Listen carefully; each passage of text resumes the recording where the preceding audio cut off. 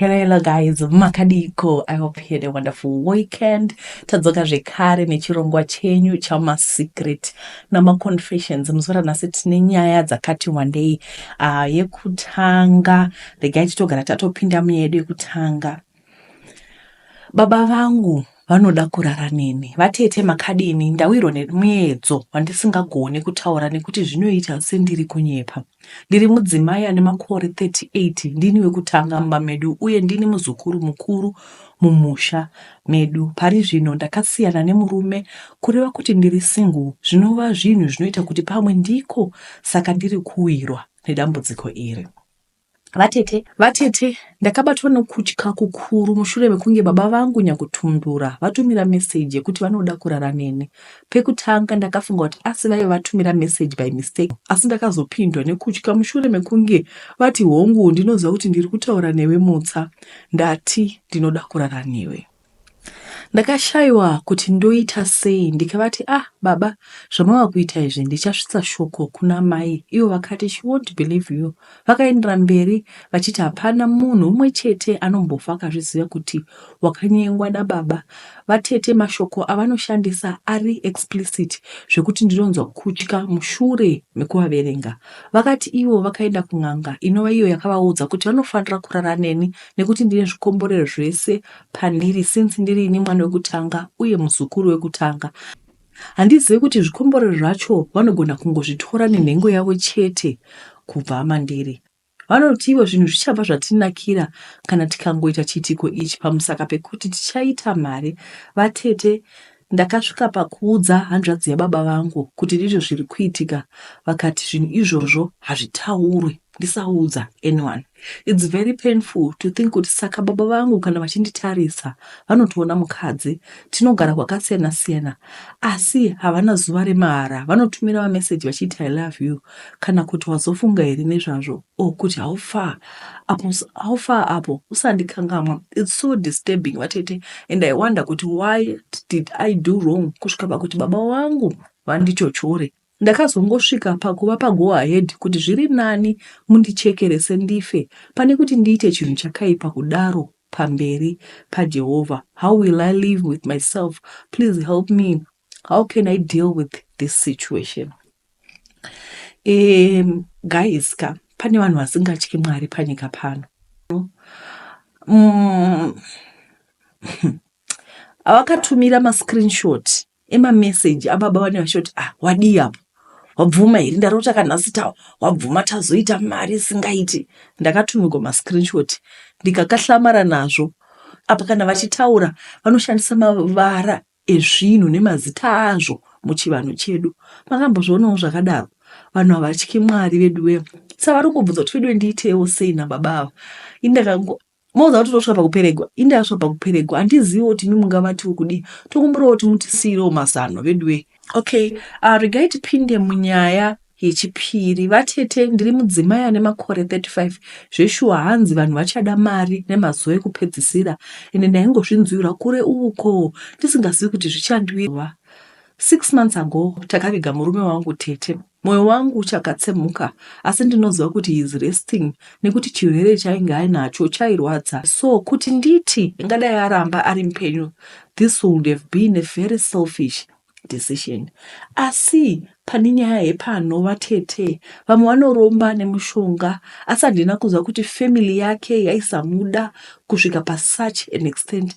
Vatete, pakatanga kugwara murume wangu, pana vamwe bamuni vake vakauya vakakumbira ID number yake.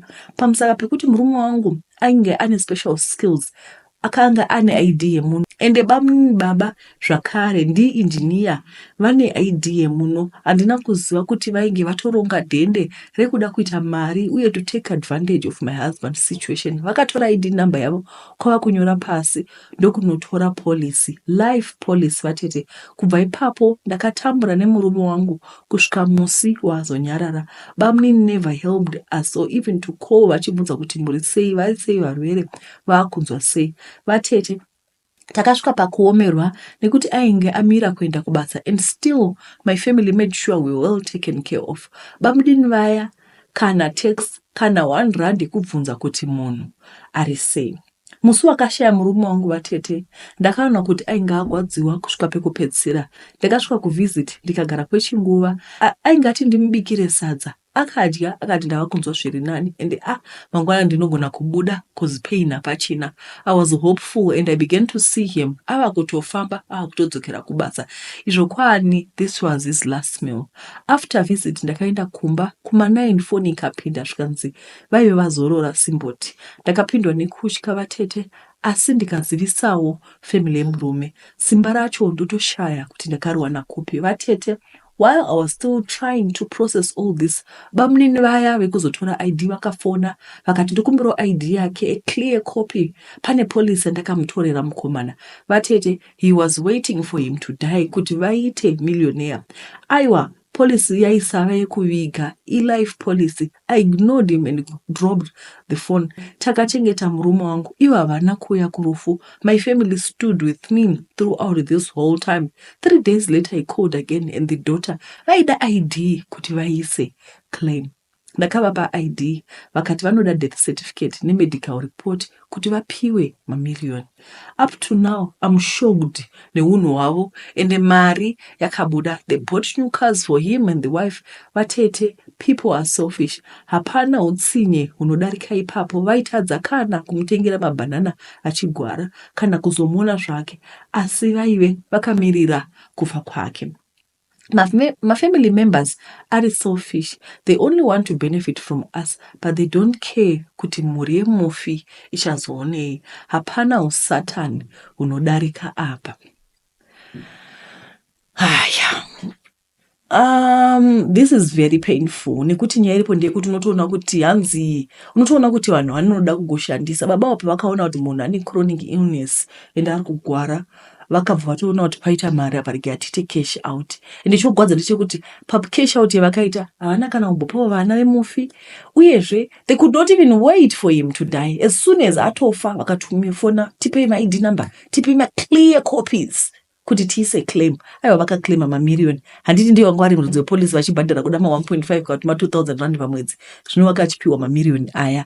Ko kuzombofungawo kuti mufi asati afa kuti timuonewo mwana wamai wangu, mwana wavozvo kuti mwana wangu unofara here, mwana wangu uri sei, wakunzwa sei, iri sei muviri. Aiwa kana vakangoona kuti pane opportunity. Ndabva ndafunga nyaya mukadzi wamupurisa akaisa hama dzake papolisi. Waifamba uchiuraya vanhu, waivauraya unoclaima mamiliyoni wakazobahwa. Handimuzvona zvinhu zvakashata izvi, ngatisaitai zvakadai. Don't scatter roses kana munhu afa. Nyaya inotevera inyaya yakareba iri patext message aipo muemail. Vatete, please hide me. Ndini uyo ndainge ndaomegwa ngelife mushure mekunge amai vedu vashaika. I remember very well muna 2001 amai vedu vakarwara kusara vangova mabhonzo chete, but we had hope and we thought kuti vaizorarama. Makore iwawo vanhu vaifa neHIV zvisingaiti. Now that I look back, asi ipapo taisabvuma kuti ndiyo. Vhudzi ravo raiyerera ende kuonda kwemunhu waunogara naye kunonetsa kuona. Asi one day takati takavabata tovaendesa kuchipatara vakadonha pasi. Ipo pandakaona kuti munhu ainge apera. Imo mumba kunwa mapiritsi. Aiwa amai vakashaya. The following morning ndakangoona mbuya vedu vainge vaenda kuvisit kuma6 vadzoka before 7. Ndikatoshaya kuti sei vakasika. Vakazvikandira pasi kwakutanga kuchema vachiti mwana wangu kane. Ndakapindwa nekutya. I was only 14 years old. A few days before vaive varara vachitaura usiku hwose vachingoti Mwari, vana vangu vaduku, please give me another chance. But God had other plans and he allowed her to rest. Zveshuwa taive vadiki and upenyu wakaoma. Soon after burial each went to their places. Apa baba vainge vashaya ndipo pakatangira mawani. Ko taizodyei okupfekei. Zveshuwa mai vainge vaine point. That's why she didn't want to die. And takachiona ndizvo zvakandisiya pano pandiri. Takatambura. I remember parufu amainini vainge vati if you need anything please don't be scared to come. Ndakazotuma musi taperegwa nechikafu apa ndini musikana ndaive musikana ndega ndikamhanya kumba kwamaini ndikati we don't have flour echimodo chamangwana tichienda kuchikoro. Vakaseka vakati hede pane munhu anokumbira flower, but she had said if I needed anything tiinde kwavari. Vatete takatambura kusvika ndarega chikoro, ndipo pandakaona musikana aigara panext door pedu aive ava kugara kuJoni ndokudzoka kuvisit. Akaona kutambura kwangu ndokunditi amainini ndichakutumirai mari muzotevera. Pamba pavo paive nelandline. Akati aizoenda kucallbox ondifonera achindipa madirections kuti ndofamba sei kuenda kuJoni. Akandisira mbatya dzekupfeka kwava kurova pasi. Ndakafara zvisingaiti and I knew my life was gonna change. Ndaizotumirawo vana vamai vangu grocery netestic rice nemovite zvedu zvainge zvafamba mushe. 2 months later ndakanzwa ndodaniwa panext door zvikanzi phone. Ndakamhanya aiwa musikana ainge achengeta promise yake. Ndaive ndisina passport. Akati Malaicha aizosvika Friday yaitevera ndigadzirire. Ndakafara zvikuru. Vana vamai vangu vaizodya vachiguta. Mota yaMalaicha yaizomirawo pamba pedu ichiburutsa chikafu. Mazuva akapindana ndikakwira mota ndakananga Joni, ko ndaizivei kuti ndainge ndarongegwa dende. Takasvika hedu after 24 hours. I was tired ndokubva ndanodropewa pane imwe imba. The house was very beautiful. Asi handina kuziva kuti ndainge ndadova nhapwa. Painge paine vasikana vakawanda vechidiki. Ndakagashigwa neumwe anenge mukarade, so she told me to bath and take a rest. Ndikapuwa chikafu. Maki nyakundiinvita akazouya zuva rovira. At least ndakavawo nemufaro mukuru. Usiku ndakarara sezvo ndainge ndakaneta. I didn't notice anything abnormal. Ndaitoti kuseni tomuka tonotsvaka basa. I woke up very early in the morning kwakugeza. Maki akazomuka kuma9 akati there was no need to wake up early since taitanga basa kuma4. Aikaka ko basa raitovapo. Ndakazoona kuti ndainge ndatova muutapwa. Musikana mukaradi akauya akazobvunza information, size yenhumbi, bhutsu plus kana ndaive ndakamborara nevarume. Hanzi tinofanira kugara tiri attractive. Pasina chinguva mbatya dzakauya. Aive akafara zvikuru kwazvo kuti ndaive mhandara. At this point ndaive ndatoona kuti this was not a normal home. The house was big. Pandakasvika ndakaiswa kune imwe wing, so I didn't see much. Ndakaudzwa kuti ndaikwereta mari yaMalaicha, saka I was supposed to work for that money, meaning to say that mwedzi waitevera ndaisazowana pay. Ndaive ndadova muutapwa in a foreign country. I knew nobody. I had no passport, no parents. I had no one. Mawan ainge adotanga. You know that peace that comes before the storm. Panoita kunge pasina zvichaitika.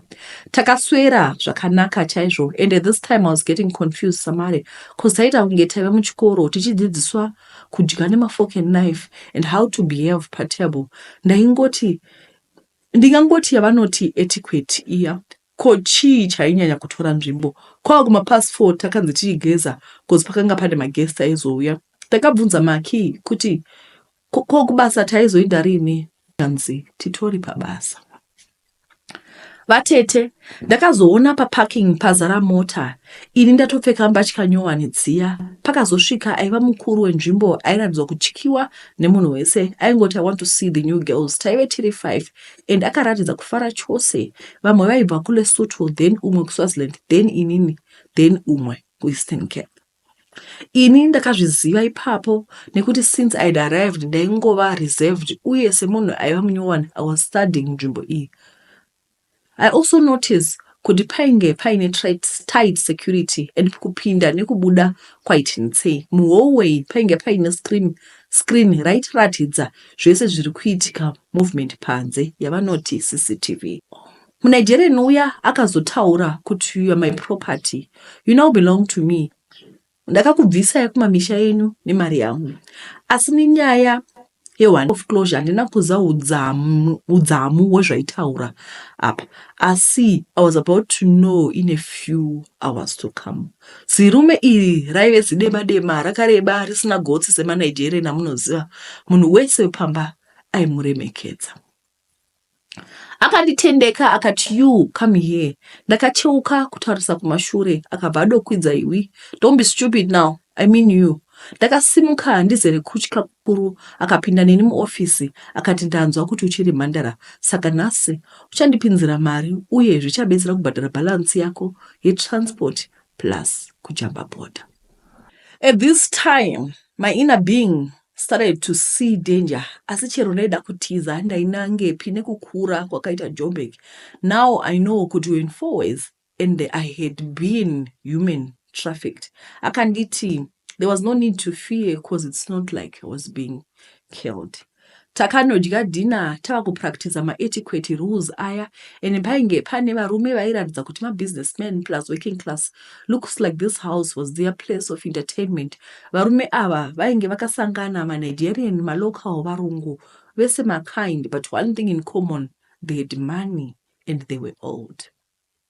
Mu-Nigerian uyu, regai ndimuti oga, akasimuka akatanga yainge iri auction. Vatete, the most painful thing is papai auction wa isu vasikana vanyowani. Neni ndaiva mhandara. Takanzi tisimuke tikanomira, akatanga kudaidzira zviya zvinoitwa kuauction achidescribe varume vachisimudza maoko kusvika pasvikwa pandiri. Mutengo wangu wainge uri pamusoro pamusaka pekuti ndainge ndiri special meat. Varume vakagwidzana vachibhidha kusvika ndazotengwa the highest bidder.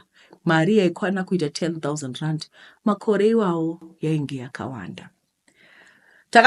Ndakazotogwa ndikaendeswa muhoneymoon suit tete.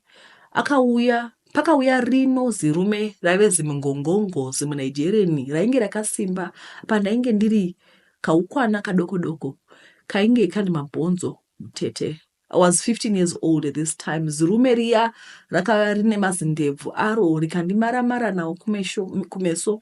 Apa aiputa masiga anonhuhwa, iyo fodla inodhura iyoyo. Vatete, ndakademba mai vangu. Ndakarangarira munamato wamai vangu vachiti tenzi ndikafa, vana vangu vanoita sei. Vana vangu Mwari wangu. Zirume riya rakavata pamusoro pangu, ini ndainge ndichiresist. Asi akabva ndidira gwati akati ndakutenga nemari yakawanda kwazvo. Ndakaona kuti pano ndaisawina. I had to stop fighting. Akaita hake zvaiita achitaura chirudzi chekwavo apa cause ndainge ndatengwa haana kushandisa butiro.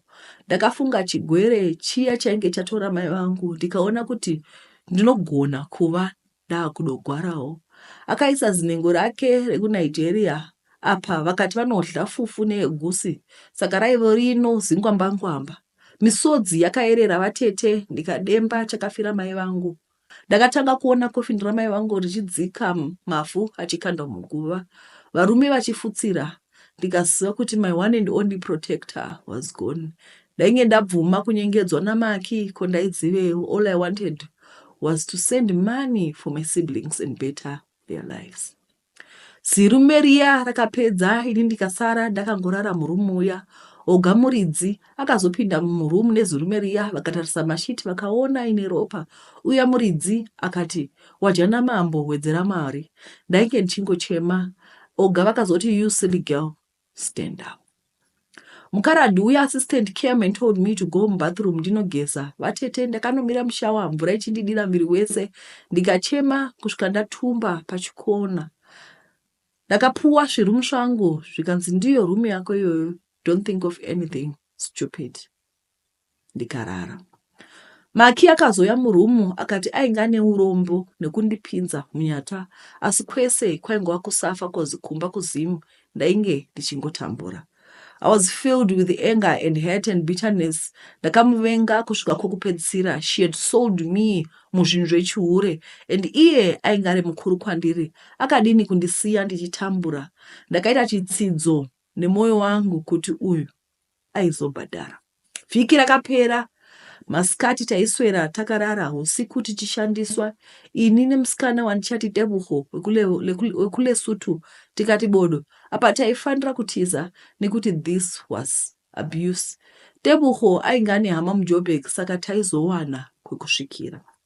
Vatete takaruka zano iri, asi pfungwa dzedu hadzina kumboona reality kuti paisabudika zvekumhanya. We went on with the plan. Vatete takabatwa nemusecurity pagedhi chaipo cause tainge taruka zano rekuti panongobuda mota paya dzemaguest taizodukawo pagedhi, then parinoslida isitojamba fast out of out of the gate.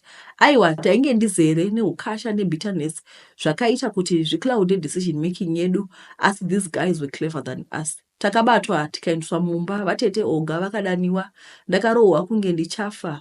Oga vakati, what did I tell you? You are my belonging. Mazuva akapinda navatete, ndikatoona kuti chiregai ndingoita zviripo. Imba iyi yainge iri imba yaSatan chaiye. Satan chainge chakagara chisina kupfeka, chakati tende. Taifosiwa kuitwa anything vatete. Maiitwa masex parties mumba umu vatete. Paiitwa masex orgies vatete. Paiuya varume nevakadzi vachirara nesu, uyo neuyo, group sex pajekerere. Taifosiwa kuitwa madrugs. Ini ndaive mudiki, I gave up on freedom, ndikaziva kuti ndainge ndiri nhapwa yaOga, asi bundu mumoyo kuna Maki harina kupa. Gore rakapera ndichishandiswa pasina kana mari yandaipuwa, asi if you remember, mari yandakabviswa nayo yomhandara yainge ichikavha 2000 yamalaicha kujamba border. Vana vamai vangu havana kubuda moyo mangu, handizivi kuti vairarama sei uye kuti vaidyei. Umwe musi Maki akauya murumu akangotaura a very mean comment. Iye aitumira kumusha, ini ndaisatumira pamusaka pekuti iye akauya ega pamba apa, haana kufosewa, aipiwa 40% yemari yaita, ini hapana chandaipiwa. Paakataura zvekusatumira kwangu, ndakasimuka nehasha kwakumukavira uko. Vatete ndakamuvinga ndikamurova kunge ndabuda mangoromera. Ndakamusunda akanorovera pamudhuri ndokuwira pasi. Vakauya management ndokuona kuti pashata. Oga vakafonegwa, pavakazosara vosvika, Maki ainge afa. Kuti vamuendese kuchipatara, maporisa aizouya osecha pamba apa. Apa paiitwa zvemadrugs, saka I guess Oga vakatya. Bhodhi yakazotorwa usiku ihwohwo zvechivande. Oga akandidana akati unemangoromera, ibva pano unondivharisira business rangu. I had nowhere to go. Vatete ndakamuti ndipe mari yangu, akandipa 2000 rand. I had made more for him, but I just wanted to go and leave this place. Oga akanditi ndibve, ini nefiye. I left the following morning kuti ndiende kumba. Mai vaMaki ndaizovatarisa sei. Ndakaenda kuBotswana vatete, ndakasvika kugara mudzimba dzema5 rand per night, trying to figure out life. Ndaitya vanhu, ndaitya varume, ndaitya kuuraya Maki kwandainge ndaita. Kumba Maki vanongoti wakachonera Joni. Ini handina zororo, ndinoona Maki usiku. It's been many years, asi ndinomuona. Ndaive mudiki. She sold me into a brothel. Those men took advantage of my innocent. Ndakatadza vatete ndikauraya Maki. Asi zvakare vana vamai vangu vainge vasara voga.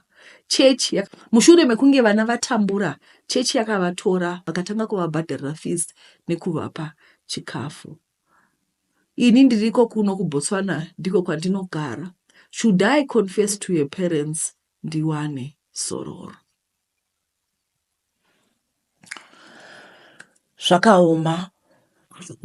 Handiziviwo kuti munozvionawo sei, kuti zviitwe sei. Akonfesa kuti vedwe mwana wenyu yamunoti ari Joni uya, aiwa ndini ndakamuuraya mushure mekunge anditengesa mubrothel. There's a place in Fourways there. I think you guys have heard about the place. Even J.K. Pameltzer once wrote about it.